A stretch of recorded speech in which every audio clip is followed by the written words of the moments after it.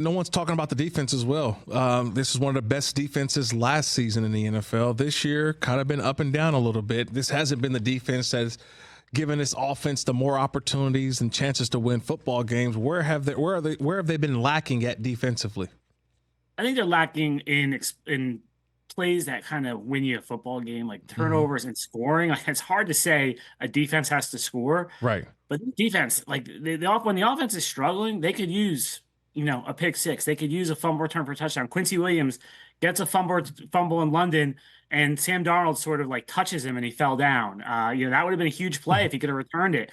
They only have 2 interceptions all season, and those are both by Brandon Eccles, who I'm going to guess for your casual fans are not. They don't know who Brandon Eccles is. Right. Sauce Gardner doesn't have an interception in 2 years. He's a great player, but he's got to start taking the ball away. He had one hit him in the chest in the end zone last week that he dropped. DJ Reed is having a great season. He's not taking the ball away. The next step for this defense is to take the ball away, set the offense up with scoring position or to score themselves. And then I think they can be an elite defense. They're still a good defense. They've gotten hit in the running game. Week 1 against the 49ers, they really ran the ball on them a few other times. They've looked weak against the run, but they've been strong against the pass. And now potentially there's news today with Haason Reddick hiring Drew Rosenhaus as his agent. Maybe they're going to get Haason Reddick at some point. Yeah. And that would definitely, boost this defense. Yeah, that was my next question, Brian. That news this morning that came out, Adam Schefter reports that Haason Reddick has hired Drew Rosenhaus as his agent after he fired his previous agents last week from CAA. His agents fired him. They fired him. That's right. They fired him. Like, we're not doing this. CAA holds a different, look when it comes to how we handle negotiations. But this has been a failure from the beginning.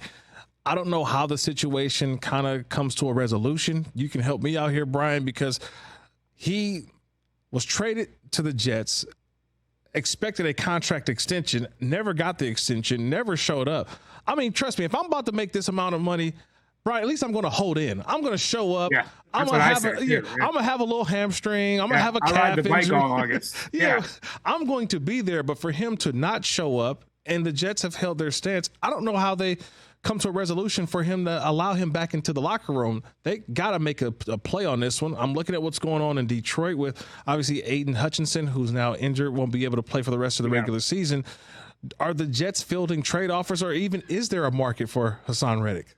Yeah, I don't know if there's a market for him, honestly, with what he's forced his way out of Philadelphia. Now he hasn't shown up for the Jets. You're going to have to give, if you did a trade now, you'd have to give him a long-term contract. I'm not sure anyone's doing that. With Rosenhaus coming on, I think that's renewed hope that he does show up for the Jets. Drew Rosenhaus would not have taken him on as a client if he didn't think he was going to be able to get a deal done. Like, Drew's too smart. He's too good of an agent. He wouldn't have done this. This will be embarrassing for him if he takes him on and doesn't get something done. So Drew must have had conversations behind the sines with the Jets, with Reddick, that he knows he can get something done. So I didn't think anything was going to happen for last week, but now with Rosenhaus coming on, I think that's renewed encouragement that the Jets can get him in there and get something done. And as far as I don't think the players care, Kirk. You know this. I mean, players look at it and go, "It's his business. I'm not touching. I'm not talking about other people's money." Right. I think he's been a guy because he was never there. This was weird. Like they've never known him as a teammate, so it wasn't like the guy was missing. I think they're going to look at him as like a midseason acquisition. Like, all right, this guy can come in and help us. Great. Come on down. So I don't think there'll be any weird feelings with that. Catch the Rich Eisen Show every single day on the Roku Channel, 12 to 3 Eastern, for free.